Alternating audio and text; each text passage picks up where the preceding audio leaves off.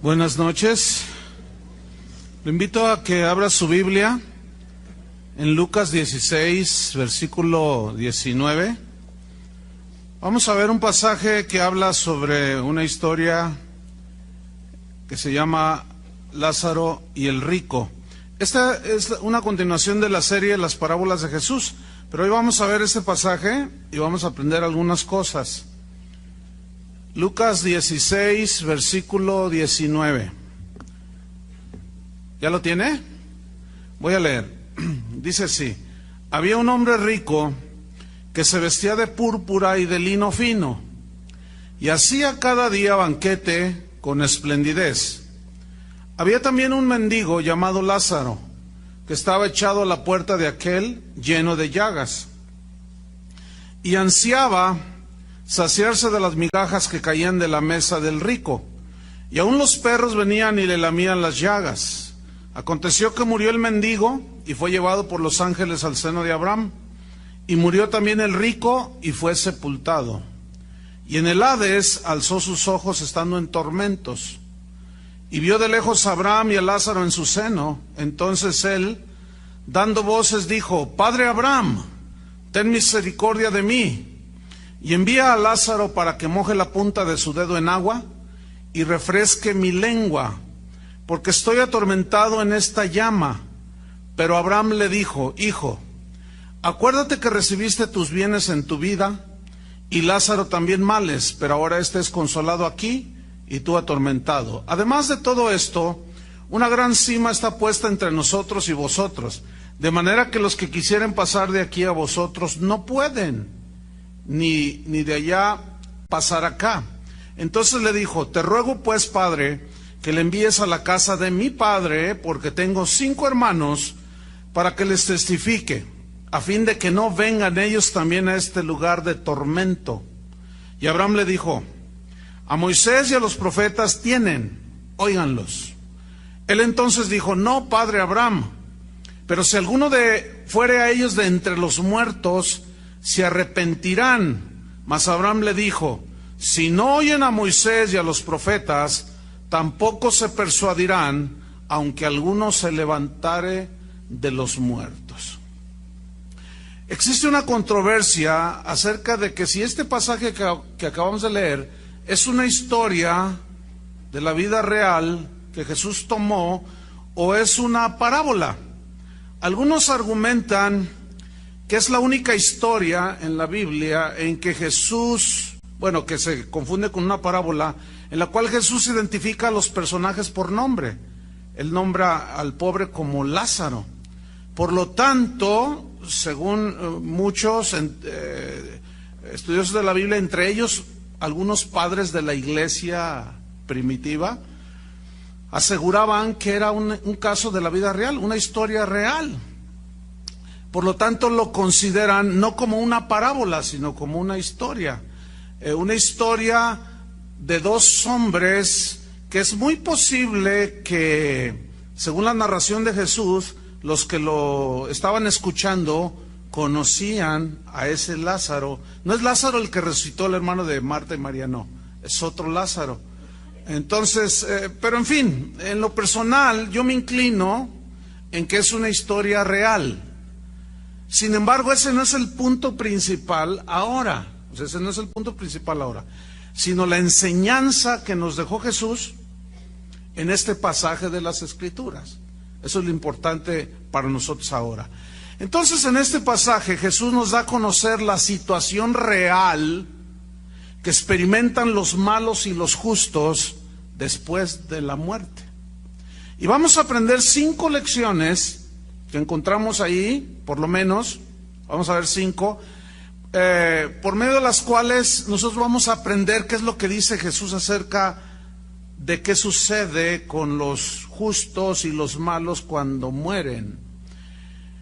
La primera lección que vamos a aprender es acerca de que la condición material de un hombre, de una persona, no puede servirnos como un argumento para saber la condición espiritual que alguien tenga ante Dios.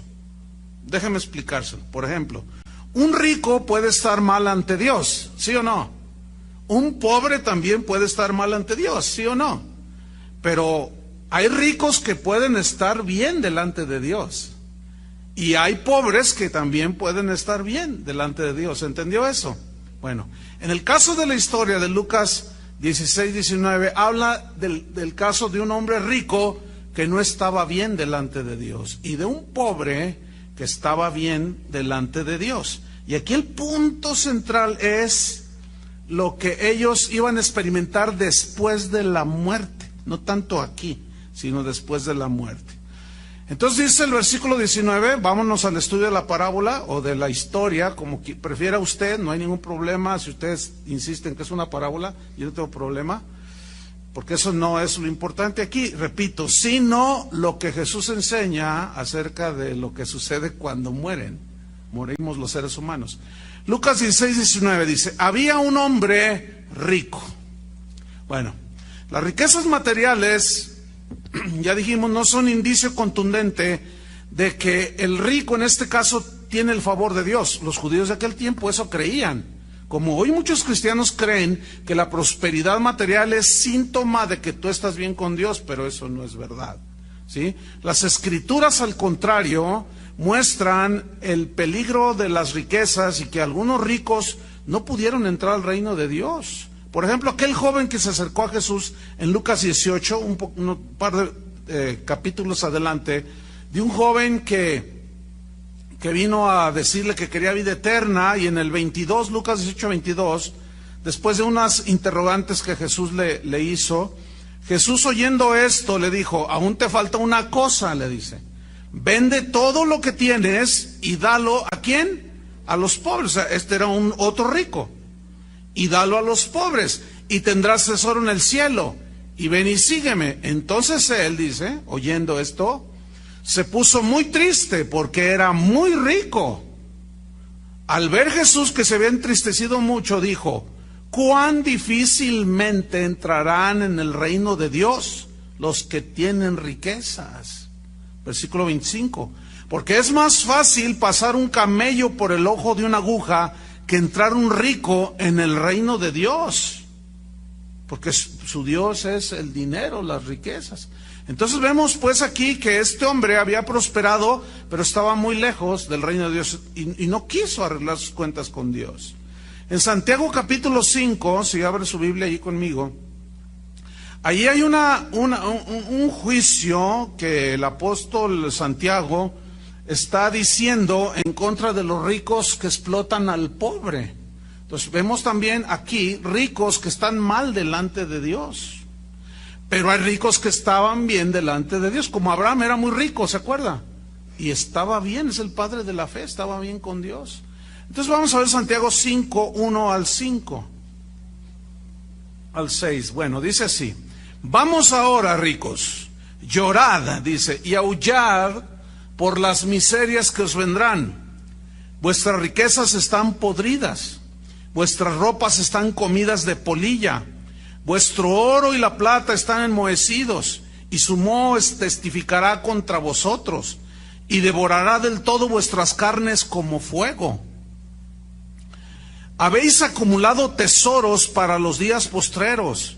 Y esta era la razón de este juicio de Santiago. Dice, he aquí, fíjese, clama el jornal de los obreros que han cosechado vuestras tierras, el cual...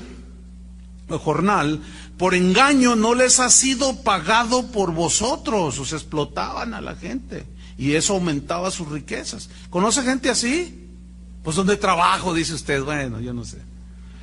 Dice, y los clamores de los que habían cegado han entrado en los oídos del Señor de los ejércitos. Habéis vivido en deleites sobre la tierra y sido disolutos. Habéis engordado vuestros corazones como en el día de matanza. Habéis condenado y dado muerte al justo, y él no os hace resistencia. ¿Por qué? Porque no puede. ¿Saben ustedes por qué existen los sindicatos? ¿Sí saben? Por el abuso de los patrones, por eso. Si los patrones fueran justos y pagaran lo justo, no existirían los sindicatos. Entonces volvamos a Lucas 16, 19. Dice que había entonces un hombre rico, Y luego da unas señas muy interesantes. Dice que se vestía de púrpura y de lino fino, es decir, se vestía con ropa cara en exceso. Según en ese tiempo, todo lo que tenía color púrpura era muy fina, era el color que usaban los reyes, etcétera. Y el lino fino, junto con la tela púrpura, color púrpura, valía su peso en oro. O sea, lo que pesaba la túnica, ese era el valor en oro.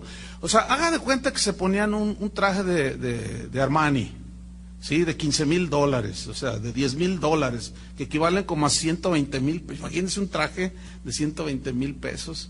Pues es una exageración, ¿no es cierto? Bueno, pues este hombre andaba pues con lo mejor de la ropa, con lo más caro, pero era ropa cara en exceso. ¿Sí? Usted puede tener ropa buena que tiene un costo relativamente significativo, pero dura bastante. A veces dicen que lo caro sale barato, ¿no es cierto? Pero aquí era una ropa cara en exceso. Había una exageración en el costo de las ropas que este hombre usaba, y tratando de mostrar tal vez su riqueza, como presumiéndole a todos que él sí tenía dinero. Pero luego dice el mismo versículo 19, que este hombre rico, elegante, hacía cada día, de continuo banquete, dice, con esplendidez. Y eso nos habla de un hombre rico, entregado totalmente a los placeres del mundo y de la carne. Como dice el Eclesiastés capítulo 2, versículo 10, así era este hombre rico, dice, no negué a mis ojos ninguna cosa que desearan, ni aparté mi corazón de placer alguno, porque mi corazón gozó de todo mi trabajo, el fruto de mi trabajo. Y esta fue mi parte de toda mi faena. Miré luego, dice el Eclesiastés, todas las obras que habían hecho mis manos y el trabajo que tomé para hacerlas, y aquí vi que todo era vanidad y aflicción de espíritu, y sin provecho debajo del sol. Bueno, aquí Salomón está reflexionando, era muy rico, ¿se acuerdan? Y él está reflexionando que en eso no consiste la vida del hombre. O como el hijo pródigo de la parábola, ¿se acuerdan? La parábola del hijo pródigo en Lucas también, capítulo 15, versículo 13, donde dice que juntándolo todo, se fue lejos a una provincia, apartada, lejos. Dice, y allí, este hijo pródigo desperdició sus bienes viviendo perdidamente.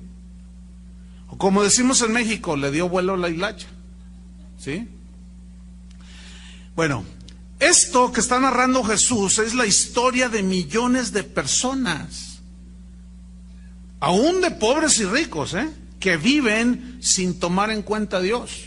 El rico aumentando sus riquezas y el pobre queriendo obtenerlas. Total, se dedican a vivir su vida egoísta sin tomar en cuenta a Dios. Fíjese lo que dijo Job en el capítulo 21, versículo 7, acerca de esta clase de seres humanos, de personas que se dedican a vivir sin tomar en cuenta a Dios, sean pobres o sean ricos. Job 21, versículo 7 hasta el 15. Dice así: ¿por qué viven los impíos? ¿Por qué viven los impíos? Y se envejecen y aún crecen en riquezas. Fíjense, los impíos. Ahí notamos una vez más que las riquezas no son sinónimo de estar bien con Dios. Está diciendo los impíos, y aún crecen en riquezas. Versículo 8, su descendencia se robustece a su vista, y sus renuevos o sus hijos están delante de sus ojos. Sus casas están a salvo de temor, ni viene azote de Dios sobre ellos. Sus toros engendran y no fallan, paren sus vacas y no malogran su cría. O sea, una prosperidad notable, ¿no? Versículo 11, salen sus pequeñuelos como manada, y sus hijos andan saltando, contentos, alegres, como si Dios no existiera. Al son del tamboril y de cítara saltan y se regocijan al son de la flauta, o sea, fiestas, eso se refiere, ¿sí? Tan baile allí, en su antro antiguo. Versículo 13, pasan sus días en prosperidad y en paz descienden al Seol o a la sepultura. Versículo 14, dicen a Dios, apártate de nosotros, porque no queremos el conocimiento de tus caminos, no queremos saber nada de ti. ¿Conoce gente así? Versículo 15, dicen los impíos, ¿quién es el Todopoderoso para que le sirvamos? ¿Y de qué nos aprovechará que oremos a Él? Así hay gente rica, pero también así hay gente pobre. Si Dios existiera, ¿por qué me tiene en esta situación? Dicen. Y comienzan a decir un montón de cosas. Pero en realidad no les interesa conocer los caminos de Dios. Bueno, pues así vivió este hombre de la historia, volviendo a Lucas 16, así vivió este rico. Pero en el versículo 20, Lucas 16, 20, dice lo siguiente: había también un mendigo llamado Lázaro. Aquí la palabra mendigo se traduce de una palabra griega que lleva implícito este significado. Es alguien que está en una pobreza extrema de las cosas elementales. O sea, hay pobres que comen un plato de frijoles en la mañana, en la tarde, 2 comidas. Hay otros que pueden hacer las 3 comidas, pero siguen siendo frijoles con 2 tortillas. Hay otros que hacen una sola comida, esos son más pobres. Hacen una sola comida al día. Pero hay quienes pueden pasar 2, 3 días y no tienen qué comer. Esos son más pobres. Pero hay todavía algunos muchísimo más pobres, en pobreza extrema, que puede pasar una semana, 15 días y no tienen una sola tortilla, un solo pedazo de pan. Y dice la Biblia que este hombre pobre en extremo se llamaba Lázaro. Pobre. ¿Se acuerdan una vez que una mujer llegó con Jesús y traía un frasco de alabastro? El alabastro es el material, es una especie de mármol, y dentro tenía un perfume de mucho precio, ¿se acuerdan? Y ella rompió el frasco y ungió a Jesús. Vamos a ver esta historia en Marcos 14:4. ¿Cuál fue la reacción de algunos de sus discípulos cuando vieron que este perfume de gran precio era pues desperdiciado a la vista de ellos? Vamos a ver lo que dijo Jesús aquí. Dice Marcos 14:4. Dice, y hubo algunos que se enojaron dentro de sí por lo que había hecho esta mujer y dijeron, ¿para qué se ha hecho este desperdicio de perfume? Versículo 5. Porque podía haberse vendido por más de 300 denarios, o sea, 300 salarios mínimos. Una cantidad bastante significativa para un perfume, y más en ese tiempo. Dice, y haberse dado, ¿a quiénes? A los pobres. Parecía como un desperdicio, parecía una como incongruencia, pero detrás de esto, uno de los que murmuraban era Judas. Porque no todos los evangelios dicen que dijo eso porque él le pellizcaba del dinero ahí, del tesoro del Señor. Y murmuraban contra la mujer, dice el versículo 6, pero Jesús dijo, dejadla, déjenla en paz. ¿Por qué la molestáis? Buena obra me ha hecho. Miren el versículo 7. Siempre tendréis a los pobres con vosotros. ¿Qué dijo Jesús? Siempre. Que esto me suena como a confesión negativa, ¿no? ¿Será que el mismo Jesús ni siquiera tenía la revelación de la confesión positiva, no? Porque según los que creen eso, pues la Biblia está llena de confesiones positivas. Pues ¿qué confesión tan positiva la de Jesús? A los pobres siempre los tendréis entre vosotros. No porque Dios quiera así, sino porque como consecuencia del pecado y de la condición de la sociedad, el fuerte abusa del débil. y el rico se enriquece más y el pobre se empobrece más, y lo injusto de la vida, no lo injusto de Dios, es lo injusto de las conductas de nosotros. No es una injusticia de parte de Dios, porque cuando puso a Adán y a Eva, los puso a los dos en las mismas condiciones. ¿Sí o no? Bueno, entonces dice, ustedes siempre tendrán a los pobres con vosotros, y cuando queráis, les podréis hacer bien. Pero a mí no siempre me tendréis. O sea, así como estaba en ese momento Jesús. Ha hecho lo que podía, porque se ha anticipado a ungir mi cuerpo para la sepultura. De cierto os digo que donde quiera que se predique este evangelio, en todo el mundo también se contará lo que ésta ha hecho para memoria de ella. Mire, yo hoy lo estoy contando. Pero aquí lo que yo quiero resaltar es lo que Jesús dijo acerca de los pobres. Siempre los tendréis entre vosotros. Cuando el apóstol Pablo se le reveló el evangelio, dice que él fue a Jerusalén a buscar a los apóstoles, Pedro, Santiago, Juan, etcétera. Y cuando los encontró, comenzaron a dialogar, y los apóstoles dijeron, no, sin duda se te ha revelado el evangelio. Entonces reconocieron el llamamiento que Dios estaba haciendo al apóstol Pablo para ser un apóstol también y predicador del evangelio a los gentiles. Entonces los discípulos o los apóstoles le hicieron un encargo a Pablo en Gálatas 2:10. Dice así: solamente nos pidieron, después de que reconocieron que su ministerio era de Dios, solamente nos pidieron que nos acordásemos de los pobres. Fíjate, acordarse de los pobres. Cristianos y no cristianos, Lo cual, dice, también procuré con diligencia hacer. Entonces, vemos que los pobres, la gente pobre siempre va a haber en el mundo.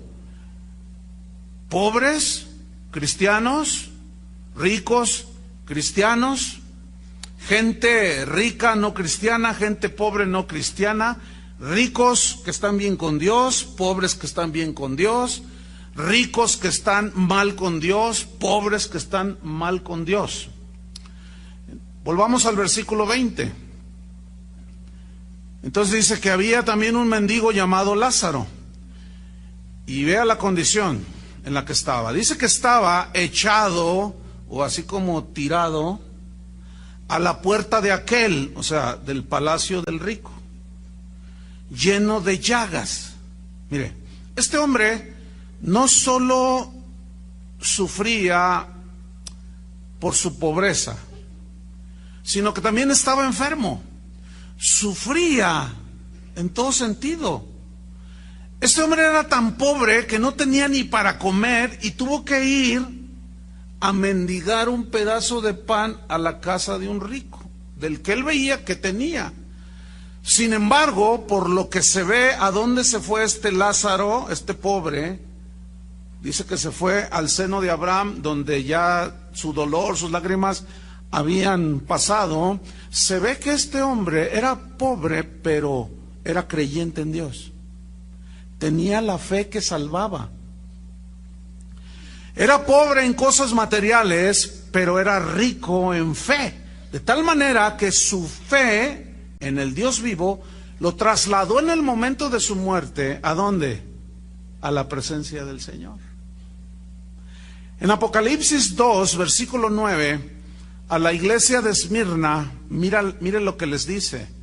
Yo conozco tus obras. Ponga atención.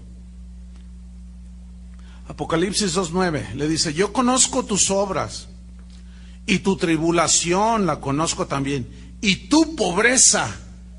Pero luego dice: pero tú eres rico. Fíjese qué interesante. Aquí pobreza es un equivalente a lo de Lázaro, la mendicidad de Lázaro.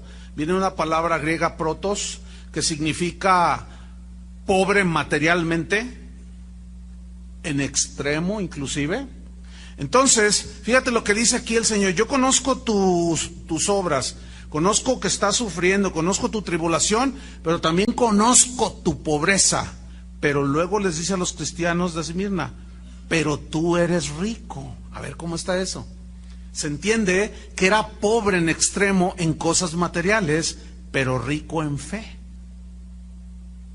Dice la Biblia en Santiago que a los pobres se les dio el ser enriquecidos con la fe. ¿Sí? Son pobres materialmente, pero son ricos en fe. ¿Sabe? Le voy a decir una cosa. ¿Sabe en qué lugares es donde yo he visto las manifestaciones de fe más puras, más limpias, más sinceras, que yo al menos en mi vida he visto? Con los pobres. Todos aquellos viajes que hicimos a las zonas indígenas y muchos lugares, por muchos años, son los lugares donde más he visto una fe tan sólida, tan fuerte, y tú llegas a esos lugares y es gente sumamente pobre, pero rica en fe. Yo muchísimas veces, siempre que íbamos en camino, yo siempre me ponía nervioso. Le voy a explicar por qué.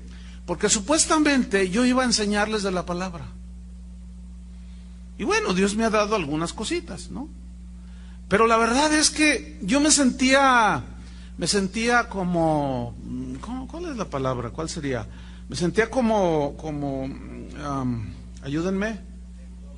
Deudor, no tanto deudor, sino un poco cohibido, porque yo decía, no, yo no sé qué haría yo si estuviera en esa condición como ellos. No sé si me explico. Entonces me sentía así como apenado a la vez, en una situación muy extraña. Una vez, nunca se me olvidará esto, nunca en mi vida se me va a olvidar. Llegamos a una población lejísimos, allá en la sierra de Michoacán, la tierra de Toño Lázaro y de su esposa. ¿De dónde son? ¿Pero de qué parte? Ario de Rosales, Jalisco. No es Michoacán. Bueno, llegamos allí a no me acuerdo el nombre de la población, en plena sierra. Y cuando llegamos, nunca se me olvida que salió el pastor, su esposa y sus hijos. Un lugar pobrísimo. Su casa era una choza. Entonces, nunca se me olvida que la señora, la esposa del pastor, le dijo a su niño, hijo, agarra la gallina. Entonces, yo vi que el niño se fue detrás de la gallina, se fue primero buscando la gallina y no salía. No la hallo, mamá, no la hallo. Nomás tenían una gallina. Y cuando de repente brinca la gallina, era una gallina más flaca que... No, la verdad. Entonces el chiquillo fue y la agarró, y la señora, pues, delante de nosotros, le corta la cabeza y la mete en una olla que tenía allí con agua y la despluma y toda la cosa, y luego en otra olla mete la gallina. Y pues empezamos a conversar, todos llegamos cansados y dice, yo nunca vi que le puso, escúcheme bien, ni un jitomatito, mucho menos cebollita, sin sal, no tenían sal. Entonces dijo, hermanos, ya está el caldo de gallina. Entonces ya nos sentamos y el hermano Pablo me miraba y me dice, ¿vas a dar gracias tú, Chuy? Me dijo. Yo dije, sí. Entonces yo di gracias. Dije, Señor, gracias, y en fin, oré. Y empecé a comer aquel caldo de gallina sin sal, sin tomatito, sin nada, en fin. Entonces no sabía a nada el caldo de gallina, pero nos la comimos. Entonces el hermano Pablo me dice, mira, Chuy, dice, esta gente, ya cuando estábamos acostando, me dijo, mira, Chuy, esta gente nos dio todo lo que tenía. Todo lo que tenía nos dio. Y yo nada más estaba observando si tú ibas a rechazar la comida. Y yo le dije, no, pues usted me ha enseñado. Ya, él me había dado unas lecciones que son largas de contar y ya no sería el evangelio. Nada más es una ilustración. Pero, ¿sabe? Es allí donde yo he visto las manifestaciones de fe más sinceras, más limpias, más... En fin, ahí estaba este hombre enfermo, hambriento, pero era rico en fe. ¿sí? Lucas 16:21. Dice, y ansiaba, o sea, esta palabra ansiaba habla hasta de una actitud desesperada por comer, ¿eh? Yo no sé cuántos de ustedes han sentido hambre en alguna ocasión. No lo sé. Si usted me pregunta a mí, yo le voy a decir la verdad. Yo nunca he estado en una situación así en toda mi vida. O sea, yo puedo decir, le soy sincero, yo puedo decir, yo nunca he estado en una situación así. Por lo tanto, no sé lo que sentía este hombre, pero yo puedo casi asegurar que aquí hay gente que sí ha estado en esa situación. Pero de que he visto gente así, déjenme decirles otra cosa, esa gallina ellos no comieron, nos la dieron a nosotros, los que íbamos allí, y nos tocó de a pedacito así, toda flaquita y la piernita, estaban media anoréxica la gallina, pobrecita. Entonces dice que ansiaba saciarse de las migajas que caían de la mesa del rico. Y esta frase, que migajas que caían de la mesa del rico, ahí es una alusión a la abundancia que había en la mesa del rico, que lo hacía desperdiciar la comida. O sea, Lázaro de alguna manera se dio cuenta que el rico tiraba mucha comida. ¿Sí? Hay un refrán que dice, lo que el rico desecha, el pobre lo aprovecha. También hay otro, no muy conocido, que dice, lo que al rico le sobra, al pobre le es riqueza. Hace años cuando, yo conocí al Señor, y yo tenía un trabajo en un hotel, aquí en Plaza del Sol, que era Holiday Inn en ese tiempo. Y pues ahí hacen banquetes suntuosos y todo. Y nunca se me olvida, todavía yo no era cristiano. Nunca se me olvida que, por ejemplo, había un banquete para 500 personas. No, yo a veces entraba a la cocina, andaba haciendo mi trabajo, inspeccionando cosas, etcétera, y yo miraba aquellas mesas, aquellos recipientes llenos de comida, pero en abundancia. Entonces les daban de comer a todos. Y siempre yo podía ver que había platos que apenas algunos pellizcaron. Y siempre sobraba un montón de comida. Entonces nunca se me olvida aquella noche, después de un banquete, que entré a la cocina y vi a los cocineros tomando los recipientes de la comida que había sobrado, que no habían tocado siquiera, mire, en los botes de basura, tirándola. Entonces, fíjese, yo ni cristiano era, y le dije, oye, ¿a poco tiran la comida? Dice, sí, son órdenes de arriba. Le digo, ¿cómo? ¿Cómo? Dice, sí, mira, es que hace tiempo, antes de que tú entras a trabajar aquí, venía la gente pobre y se les regalaba, pero no nos la acabábamos, porque este es un hotel de 5 estrellas, de lujo. Entonces llegaba mucha gente acá por el costado, pero pues daban mal aspecto. Entonces dijeron, no, mejor tiren la comida. Y yo me dije, dentro de mí dije, no, pues qué injusto es esto, qué terrible es esto, pero es una realidad, ¿no es cierto? Ahora, aquí hay una enseñanza que yo quiero dejar plasmado en ustedes. Y es la siguiente: no desperdiciemos ni despreciemos lo que muchas veces Dios nos da en abundancia, y que compartamos con los pobres. A mí Dios me ha avergonzado en algunas ocasiones, y me da pena delante de Dios, pero por ejemplo, hay algunos que saben esto. Yo no puedo comer el ajo porque me produce muchas náuseas, o sea, es muy desagradable para mí, me hace daño. Entonces, cualquier comida que contenga ajo no la como. Claro, a veces he estado en situaciones, por ejemplo, alguien me invita y pues a veces está el mojo de ajo y nomás le digo, Señor, gracias porque inventaste el Alka-Seltzer o las sal de uvas. pero no soy asiduo a eso, porque no me cae bien, vamos, ¿no? Pero ¿cuántas veces Dios nos ha dado en abundancia?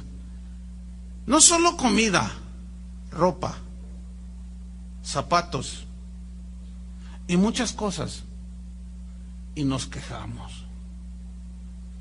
Vergüenza nos debería de dar.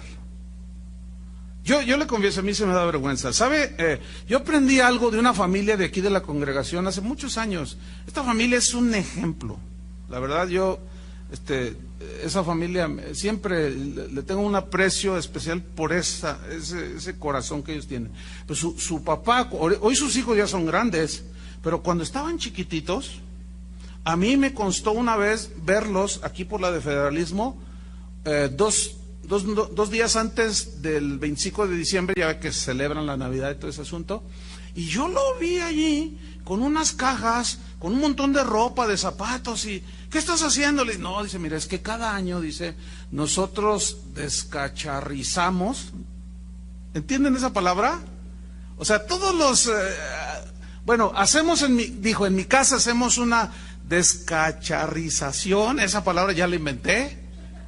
Por lo visto, ¿a poco no han oído de los cacharros? O sea, de que en su casa tiene un montón de cosas que están buenas, pero que no las usa.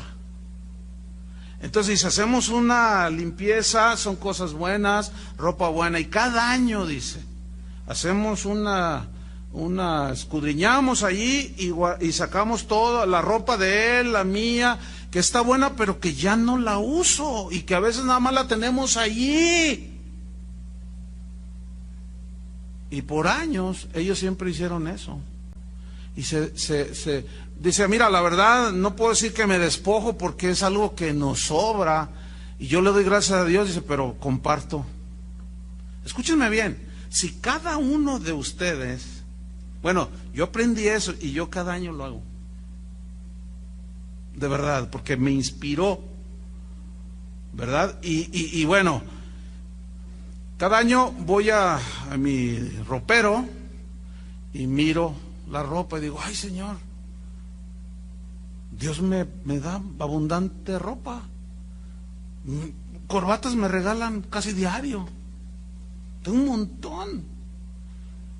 Ropa, zapatos, hace poco que fui allá a La Paz, terminé de predicar y un hermano me dice, oye, quiero que vayas a mi tiendita, dice.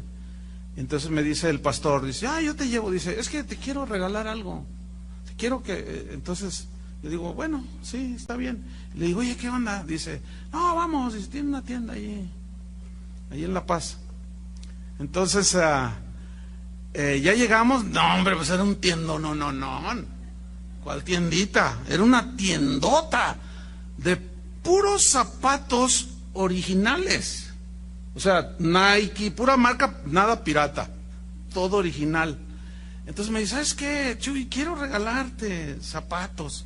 Yo le dije, es que tengo. Me dice, no, me dice, mira, ven. Entonces me lleva a un aparador y me dice, mira, yo te recomiendo estos. Dice, ¿qué medida eres? Ya le di el número. Entonces, cuando yo lo agarro así y veo el precio, 2,500 pesos. Escúchame bien, en mi vida yo pagaría 2,500 pesos por un par de zapatos, aunque tuviera los 2,500 pesos. Entonces yo le dije, no, mira, mejor de acá. No, mira, a ver, mídete esto. Entonces me mido. ¿Y qué tal? No, pues parece como que te meten un guante en el pie. O sea, finísimos el calzado. Y dice, bueno, pues este color y este, órale.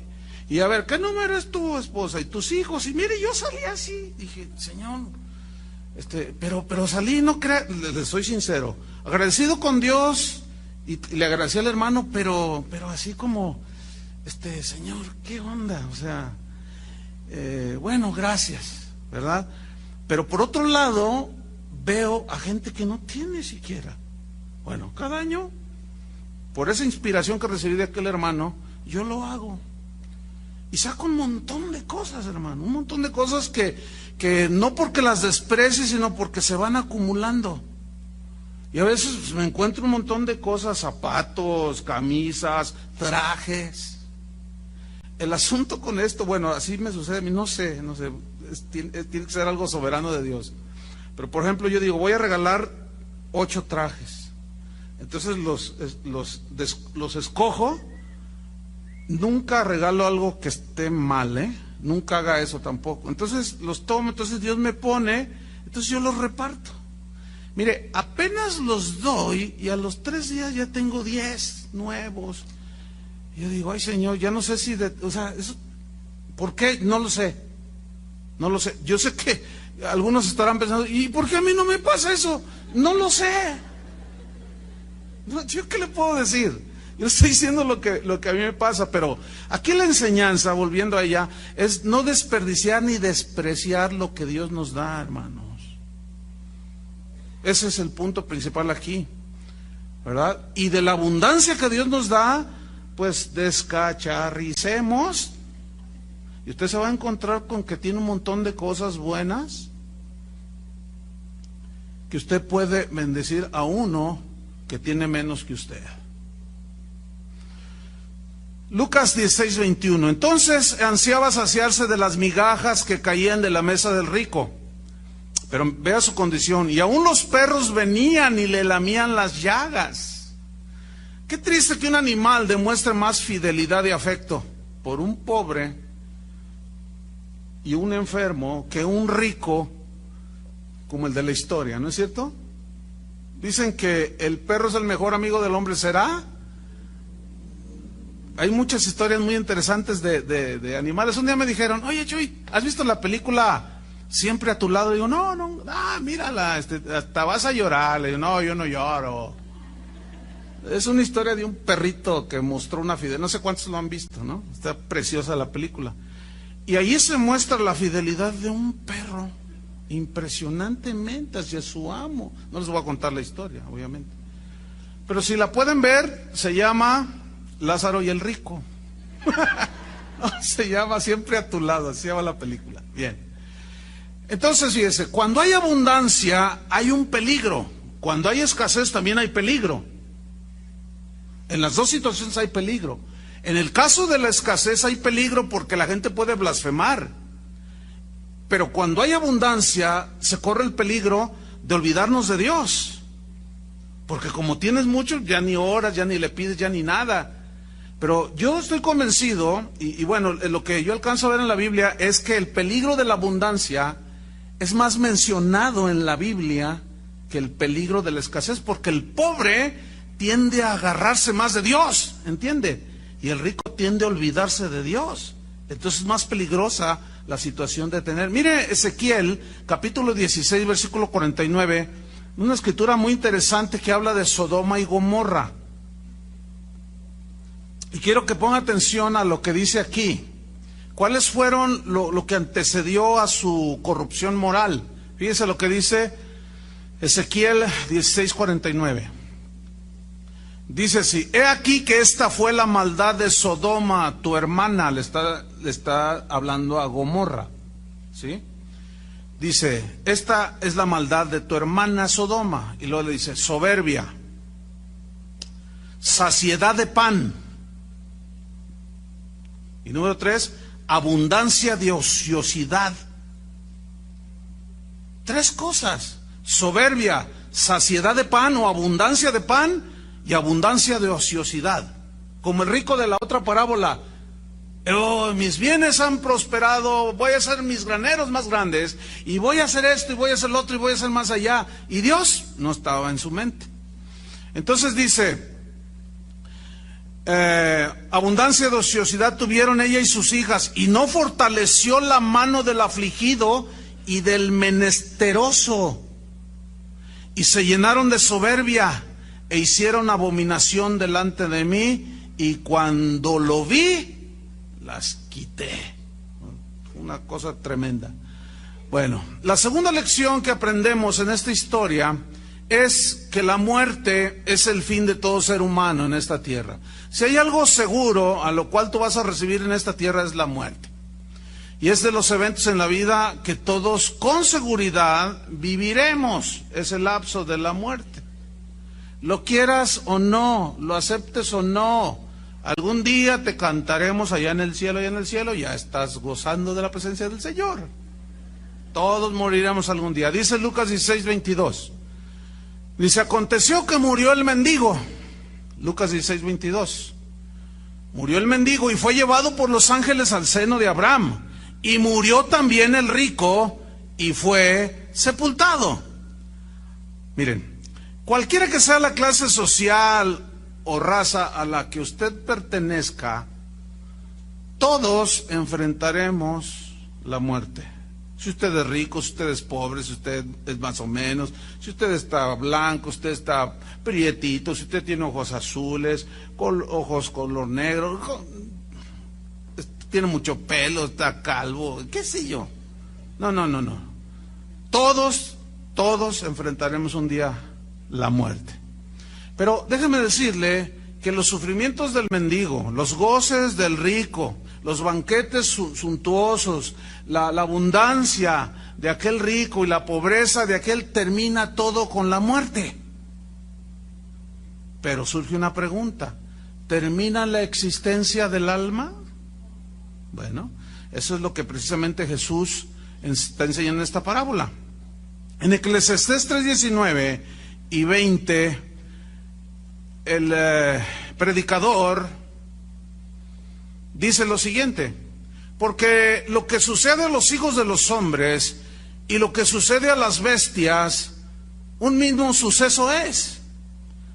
Como mueren los unos, así mueren los otros, y una misma respiración tienen todos. Ni tiene más el hombre que la bestia. Todo esto es vanidad. Todo va a un mismo lugar, todo es hecho del polvo, y todo volverá al mismo polvo. Pobres, ricos, blancos, negros, todos.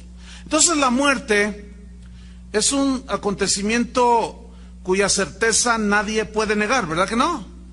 No, pues eso, el que se atreva a decir no existe la muerte, ya se puso muy filósofo. Pero este acontecimiento muy poco, o sea, de la muerte, muy pocos, nadie lo puede negar. Todos dicen, no, hasta el ateo dice, no, pues un día estaré allí, dicen. Pero muy pocos prestan atención a que un día efectivamente enfrentaremos ese episodio. Muchas personas comen, beben, hablan, hacen planes, como si fueran a vivir en este mundo para siempre, y como si nunca fueran a morirse y terminar sus días aquí en la tierra, y descuidan el futuro de su alma.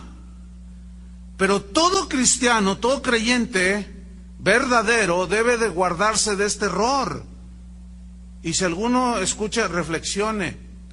Entonces, fíjense, un antiguo cristiano dijo: el que desee vivir piadosamente conforme a la voluntad de Dios, debe pensar con frecuencia en su último día en esta tierra. Uno de los mejores antídotos para vivir sin egoísmos, sin excesos, como los excesos del rico, sin orgullo, sin vanidades, precisamente es pensar en el día de la muerte. Miren lo que dice Eclesiastés capítulo 7, versículo 1 al respecto. Dice así: mejor es la buena fama que el buen ungüento, y mejor el día de la muerte que el día del nacimiento. Mejor es ir a la casa del luto que a la casa del banquete, porque aquello, o sea, en la casa del luto es el fin de todos los hombres, y el que vive o que está vivo lo pondrá en su corazón. Mejor es el pesar que la risa, porque con la tristeza del rostro se enmendará el corazón. El corazón de los sabios está en la casa del luto, mas el corazón de los insensatos en la casa en que hay alegría. Pero esta palabra alegría también se traduce fiesta. ¿Dónde es donde la mayoría de la gente quiere estar? La fiesta, ¿sí? En la celebración, en el regocijo, vamos a gozar la vida, y luego hay una boda y se reparten 100 invitaciones y llegan 300. Pero a los velorios no. Yo nunca he visto, bueno, yo he estado en muchas fiestas, Antes de ser cristiano estuve en fiestas no cristianas, como cristiano he estado en fiestas también, que son fiestas sanas, y ahí contento, ahí algarabía, y está bien, pero escúcheme bien, yo nunca recuerdo haber estado en una fiesta donde no se toma en cuenta a Dios, donde la gente de pronto reflexionara y tratara de enmendar sus caminos. Pero como pastor he estado no sé cuántos funerales, es más, el lunes estuvimos en uno más. Este año se nos inició este año y se empezaron a morir algunos hermanos de la congregación. Ya están con el Señor. Y el lunes a mí me tocó atender uno, pero murió también el papá de Israel unos días antes. Y bueno, el lunes murió un hermano de los más antiguos de aquí de la congregación. Yo creo que tenía 25 años de ser miembro aquí en la congregación. Y pues fui un rato allí antes de que lo sepultaran. Y compartí. Y había algunos cristianos ahí, obviamente, de su familia, de él y de su esposa, pero la gran mayoría no eran cristianos. Entonces pues, estaba llena aquel lugar, aquella capillita donde yo les compartí un mensaje y una reflexión acerca de la muerte. Y cuando yo decía cosas, les leí estos versículos, por cierto, y yo veía la reacción en ellos, le hacían así como, ay, ¿quién? Pero a la vez yo miraba, les miras el rostro porque desde arriba se ve todo muy bien, estaba el féretro del hermano ahí adelante y la gente lo miraba así, nomás le hacía. Y yo los veía muy pensativos y bueno, pues con la palabra de Dios traté de llevarlos a una reflexión de que no fueran insensatos y que pensaran que un día, y se los dije, sin duda usted estará allí. Y algunos así como que no les gusta, ¿verdad? Pero la verdad es que esa es la realidad de las cosas, ¿no es cierto? Entonces, yo siempre he visto que en esos episodios donde hay luto, la gente está más receptiva. Tú llegas a una fiesta donde están embriagando y todo, y dile, oye, te quiero hablar de la salvación. ¿Cuál salvación? Vete a tal lugar con tus cosas. Aquí es para gozar la vida. Pero donde hay luto, qué fácil es hablarles del Señor. Luego se acerca la gente y te pregunta, oiga, eso que dijo, ¿dónde está? Pues aquí en este librito, mire, yo iba a una Biblia chiquita. Aquí en este libro, ay, qué interesante, pues sí. La tercera lección, vámonos sobre el final, que esta parábola nos enseña, es que a la hora de la muerte de los justos, Dios cuida y guía sus almas a su presencia. Y nuestro Señor Jesucristo dice que cuando el mendigo murió, dice que fue llevado, dice en el versículo 22, que fue llevado por los ángeles al seno de Abraham. Ahora, hay algo muy consolador en estas palabras de Jesús, porque en realidad muy poco o casi nada sabemos de lo que experimentaremos después de dejar de existir. Porque nada más lo poco que podemos saber acerca del cielo, pues no lo podemos vivir ahora, hasta ese momento. Pero estas palabras nos deben de dar mucho consuelo, porque cuando nos llegue la hora y nos hallemos en el lecho de muerte y entremos a, vamos a llamarlo así, a una dimensión desconocida, a un mundo desconocido, bueno, estas palabras nos ayudan a tener fe y confianza. Sin embargo, bueno, nos consolará el saber de que Jesús... Apaga esas luces, no, porque están distrayendo a la gente, estas luces de acá. Gracias. Nos consolará el saber que los que mueren en Jesús, mueren en los brazos de Él. ¿Cuántos están en Cristo? Y esos no serán arrojados a las tinieblas, ni estarán sin albergue, ni sin morada, durante el tiempo que transcurra entre la muerte y la resurrección. No, estaremos en la presencia de Dios. Vamos a encontrar sosiego los que hayamos tenido fe, como la fe de Abraham. Por eso Abraham aparece aquí en la historia. Nada nos faltará, y lo que es todavía más, estaremos con Cristo, y según palabras de Pablo, lo cual es muchísimo mejor. Esto lo dijo él en Filipenses 1:21, no lo busque. Pero él dijo, porque para mí el vivir es Cristo y el morir es ganancia. Y cuando hay un velorio, siempre la gente dice, tenemos la lamentable pérdida del hermano Panchito. ¿verdad? La hermana Pedrita, la hermana no sé qué, dicen que es pérdida, pero según la Biblia no es pérdida. ¿Qué es? Ganancia. ¿Para quién? Para el que se muere. ¿Por qué? Porque el que se muere está mejor que el que queda. Yo les dije ahora este lunes que sepultábamos al hermano Espejo, Gertrudis Espejo. Cuando estábamos ahí les dije, miren, vamos a hacer una oración, no por el alma de él ya está mejor que nosotros. Vamos a orar por los que estamos vivos aquí, porque todavía nosotros tenemos que luchar contra la maldad del mundo, contra el diablo, contra el pecado, contra nuestra carne, contra los zetas, contra todo el mundo. ¿Sí? Vamos a orar por nosotros. Pablo decía, mas si el vivir en la carne o en este cuerpo resulta para mí en beneficio de la obra, no sé entonces qué escoger, porque de ambas cosas estoy puesto en estrecho, teniendo deseo de partir y estar con Cristo, lo cual es muchísimo mejor. Pablo aquí nos está asegurando que al morir el cristiano se va a la presencia de Dios. La cuarta lección que nos enseña esta historia es que hay un infierno eterno. Y Jesús lo dice en palabras infalibles, o sea, inequívocas, que después de la muerte el rico se fue al lugar de tormento. Y lo describe claramente ahí en la historia cómo este hombre deseaba ansiosamente, así como ansiaba Lázaro comer del pan, este rico deseaba ansiosamente una gota de agua para refrescar su lengua, y cómo había una grande cima entre él y Abraham que nadie podía pasar. Esto está en el versículo 23, Lucas 16, 23. Y en el Hades alzó sus ojos. Ahí está, queda el alma viva con todas las expresiones y sentimientos que tuvimos aquí, pero ahora es espiritualmente. Mire, el cuerpo simplemente es como el traje en el cual usted vive dentro. Y este cuerpo sirve solamente para podernos mover y expresarnos en esta tierra, pero dentro tenemos un alma, un espíritu, ¿sí? Que así como nosotros sentimos, olemos, palpamos, escuchamos, espiritualmente es lo mismo. Cuando Jesús dijo, el que tiene oídos para oír, oiga. Entonces todos tenían oídos, pero se refería a los oídos espirituales. Entonces hay un ser espiritual que es el que vivirá eternamente o morirá eternamente en el infierno o vivirá eternamente en el cielo. Dice que estaba ahí en el versículo 24, daba voces y dijo, Padre Abraham, ten misericordia de mí y envía a Lázaro para que moje la punta de su dedo en agua y refresque mi lengua porque estoy atormentado en esta llama.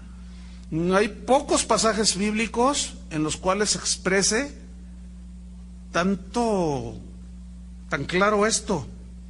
¿Sí? Que bueno, pavor debe de darnos, temor, sí, temor. Entonces, aquí habla que el castigo de los malvados será eterno. Y esa es una verdad incuestionable.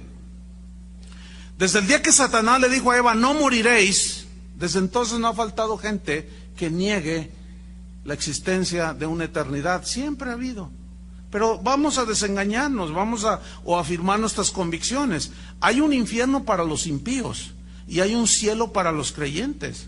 Hay ira y juicio para el que rechaza y no obedece el Evangelio de Dios, y hay gozo eternal para los que obedecen y entregan su vida a Jesucristo.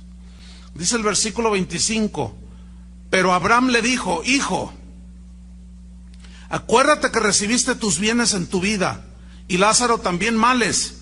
Pero ahora este es consolado aquí y tú atormentado ahora. ¿Qué fue lo que trasladó a este mendigo a la presencia de Dios y al gozo eternal? Su fe. Obras ni siquiera, ¿qué podía hacer? No tenía nada para hacer buenas obras. ¿Qué fue lo que lo trasladó? Sus obras. ¿Qué fue lo que condenó al rico? Sus malas obras. Muestra de que no tenía fe. Versículo 26, además de todo esto, una gran cima está puesta entre nosotros y vosotros, de manera que los que quisieran pasar de aquí a vosotros no pueden, ni pasar, ni de allá pasar acá. Y finalmente, en quinto lugar, la historia nos enseña que los no convertidos aprenden cuando ya es demasiado tarde. Vamos a ver el versículo 27. Entonces le dijo, te ruego pues, padre, que le envíes a la casa de mi padre, porque tengo 5 hermanos. para que les testifique, a fin de que no vengan ellos también a este lugar de tormento. Y Abraham le dijo: a Moisés y a los profetas tienen, óiganlos. ¿Qué significa esa frase? Los escritos de Moisés y los escritos de los profetas tienen, ahí están ya las escrituras, oigan y escuchen y crean las escrituras. Pero mire la respuesta de este hombre, versículo 30. Él entonces dijo: no, padre Abraham, pero si alguno fuere de ellos de entre los muertos, se arrepentirán. Mas Abraham le dijo: si no oyen a Moisés y a los profetas, tampoco se persuadirán, aunque alguno se levantare de los muertos. Es decir, que los milagros no tienen el poder de convencer absolutamente a nadie para transformar su corazón y darles la fe que los salva. Pero creer en las Escrituras sí tienen ese poder. Pablo dijo: no me avergüenzo del Evangelio, porque es poder de Dios para salvación a todo aquel que cree. Por eso, hermanos, debemos de predicar el Evangelio. Entonces, la historia nos dice que el rico deseaba que Lázaro fuera a la casa de su papá para que le dijera a sus hermanos que tuvieran fe en Dios, que se portaran como Dios quería, para que no llegaran a ese lugar de tormento. Esto nos demuestra que ya era demasiado tarde. Generalmente las personas tratan de reaccionar cuando ya no hay remedio. Siempre la gente dice: no, cuando esté a punto de la muerte me arrepiento. Ay, sí, pregúntale a los que se les prendió el fuego allá en el Estado de México, o a los que cuando un terremoto así en un segundo les cayó todo encima, a ver si tuvieron tiempo. Eso es una insensatez, todos esos pensamientos. Entonces, la muerte es algo que todos vamos a reconocer, pero la insensatez de no haber puesto atención a nuestra situación espiritual actual, eso va a determinar el lugar al que tú y yo vamos a ir ese día en que enfrentemos la muerte. Para muchos va a ser demasiado tarde, porque rechazaron en esta vida. Ya no hay nada. Miren, todo eso de purgatorio y de que yo te compro unas indulgencias, o como el apóstol de por allí que dice que él saca del infierno a los que él ora, y entonces son puras mentiras. Porque si así fuera, entonces ¿para qué murió Cristo? Si no existe el infierno, como algunos predicadores actualmente andan proclamando por allí, que el infierno no existe, entonces vamos a hacer cualquier cosa. Si el infierno no existe, pues entonces no hay tormento, no hay castigo. Entonces, ¿de qué me va? Sí, escúcheme bien, queridos hermanos, si no hay infierno, no, tampoco hay cielo. Si no hay cielo ni infierno, tampoco hay pecado. Y si no hay pecado, tampoco hay maldad. ¿Verdad que no hay maldad? Aquí en la del Fresno fue un hecho de buena voluntad, que 2 niñitas ya no existen aquí en esta tierra. ¿Cómo le llamaría eso a usted? Entonces, si hay maldad, ¿usted cree que eso se puede quedar impune en la ley de los hombres? Pero ante la ley de Dios, ¿podrá quedar impune todo eso? No. Entonces, si no hay infierno, Pablo decía: si Cristo no resucitó, si no hay todo eso, comamos y bebamos, mañana moriremos y somos como los perros. En otras palabras. Pero, queridos hermanos, no somos animales, o como dicen los científicos, animales pensantes. Pues piénsele, animal. Sí. De plano. Entonces, finalizamos, ¿verdad? La respuesta de Abraham de que enviara gente allí fue rotunda. Dicen: no, si no oyen a Moisés y a los profetas, tampoco van a creer si se les aparece la Llorona, Juan Diego y el que sea. No. Los muertos, hermanos, aunque se levanten de los sepulcros, no podrán decirnos nada más de lo que la Biblia ya nos dice.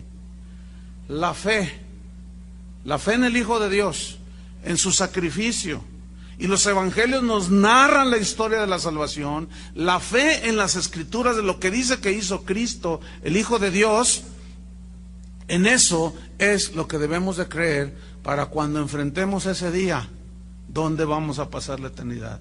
Esa es la enseñanza de esa historia, parábola o no. Ok, vamos a suponer que es parábola. Bueno, ya nos está diciendo lo mismo. Hay un infierno, hay impíos, hay malos. ¿Dónde vas a pasar la eternidad? Ese es el mensaje de de la historia o de la parábola. Oremos. Señor, te damos gracias por la palabra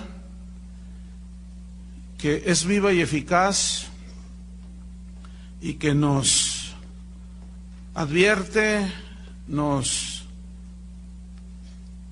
instruye, nos amonesta, nos hace ver nuestra condición, pero también nos dice acerca de nuestro futuro.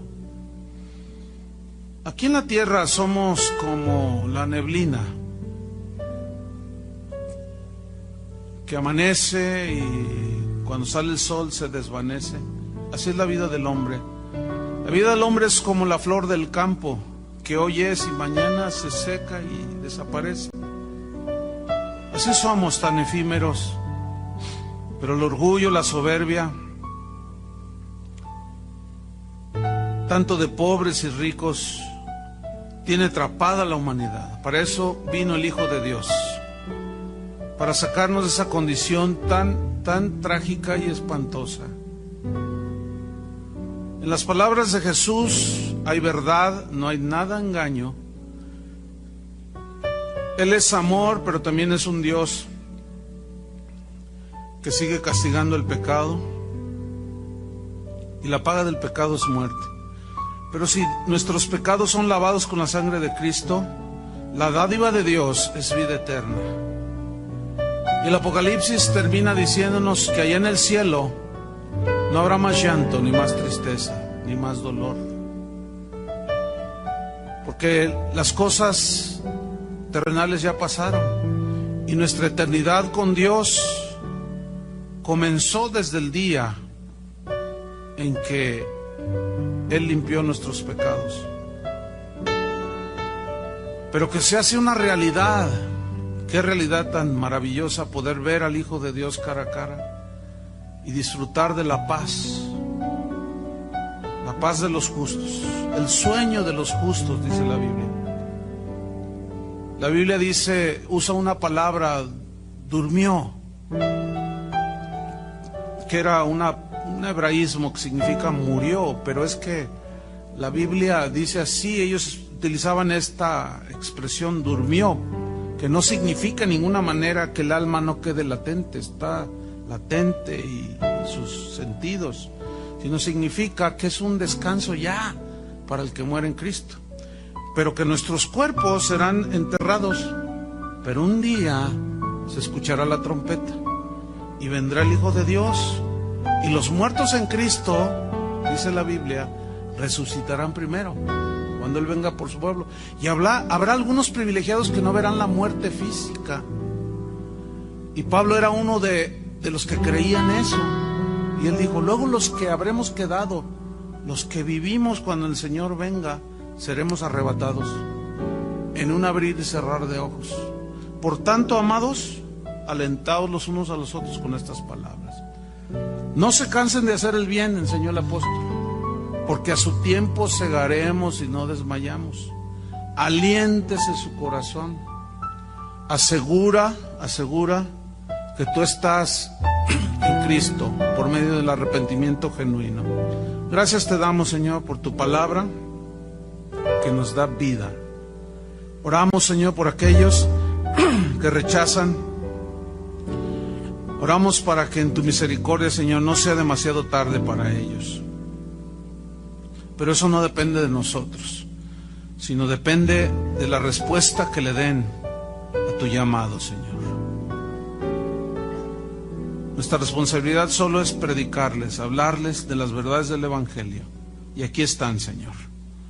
En el nombre de Jesús, Padre, te damos las gracias. Amén. Que Dios les bendiga a todos.